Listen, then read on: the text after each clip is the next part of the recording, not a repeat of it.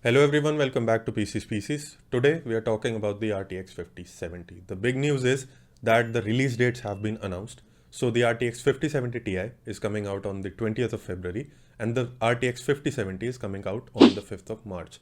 Now, there are a few things that have changed in regards to these two cards. So we'll start with the first one. So both of these cards were supposed to come out in the mid-end of February, but now the 5070 Ti is coming out as expected on the 20th of Feb, but the RTX 5070 has been moved to the 5th of March. I think this is because the RDNA 4 cards from AMD are being announced on the 28th of February. We'll discuss that in another video, but this is the first of the changes. The second one, and which is an interesting one. So when these cards were announced, the 5070 was supposed to come out at 59,000 rupees and the 5070 Ti was supposed to be 80,000 rupees. And these screenshots are from Nvidia themselves. Now, as you can see, the RTX 5070 Ti is 82,000, so 2,000 rupees more expensive, and the 5070 is at 60,000, 1,000 rupees more expensive. So even before the actual launch, the cards have become pricier, although not by much, but then again, an increment is an increment. And based on what we've seen with the 5080 and the 5090, the partner cards are going to be much pricier, and the FE cards, which are sold at MSRP, there aren't going to be any stocks. So this is the first thing. This is the first disappointing thing that makes me not want to wait for the 5070 and 5070 Ti. In fact, based on what's been going on with the 5090 and 5080, with the connectors melting and the 5080 not performing really well, at least when compared to the previous generation, 4080 and 4080 Super.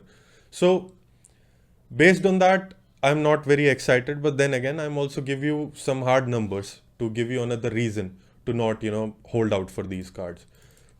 So what we've done here is that we are comparing this generation to the previous generation in terms of CUDA cores. Now, they're not directly comparable because the generation is different, the architecture is different, but then again, it should give you a general idea of what's going on. So we'll start with the RTX 5090 and the 4090. So in the 5090, you get 21760 CUDA cores, and in 4090, you get 16384.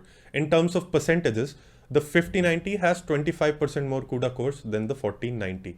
Now, as we saw in the review, with this count, the RTX 5090 is anywhere around 30 to 35%, in some cases 40% faster than the 4090.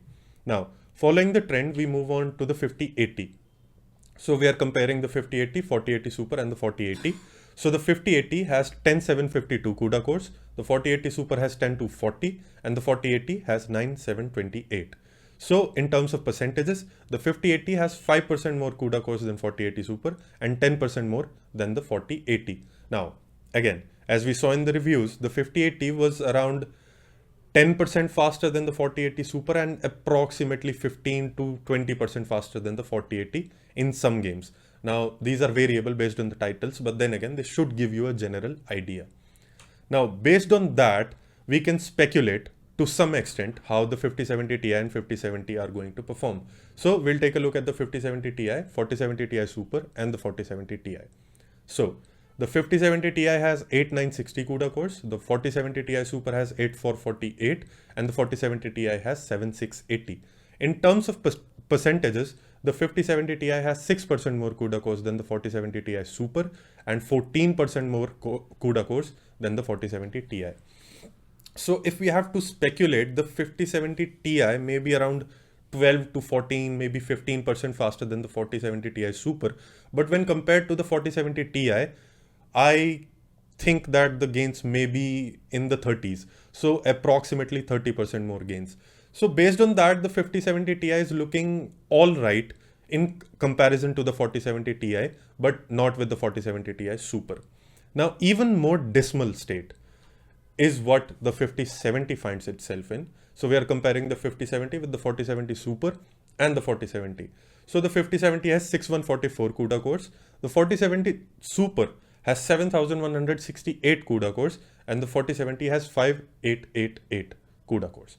In terms of percentages, the 5070 has actually regressed. It has 16% lesser cores than the 4070 Super and 4% more cores than the 4070.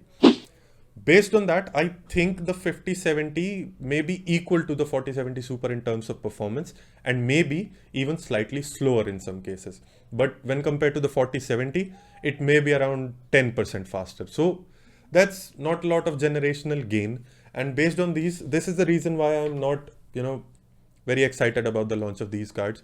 So I'd suggest that you feel the same way about it.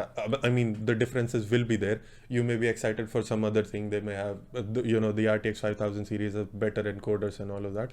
But then again, from a gaming perspective, there's not a lot of reason to be excited about these cards. It is better to wait to see what AMD does with their RDNA 4 cards. They're coming out on the 28th of February.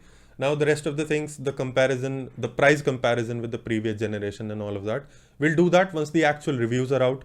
The performance speculation that we did today, now it might hit the mark, it might not, but then again, we'll just wait when till the actual reviews are out, and then we'll compare the prices and the prices of the 5070 Ti, its partner cards, and then compare it to the previous generation. So we'll do that once the reviews are out. For the 5070, we are going to have to wait a little bit longer. In another video, we'll discuss the AMD RDNA 4 cards and in general what is going on with the GPU market. Intel is nowhere to be found. They were supposed to be the saviors of the mid-range, segment, but they're nowhere to be found. Not a lot of stocks. Now let's see what AMD does, but then again, it'll be for another video. This is it for this one, and if you like the content, please like the videos, subscribe to the channel. It'll help us a lot, and we'll see you in the next one.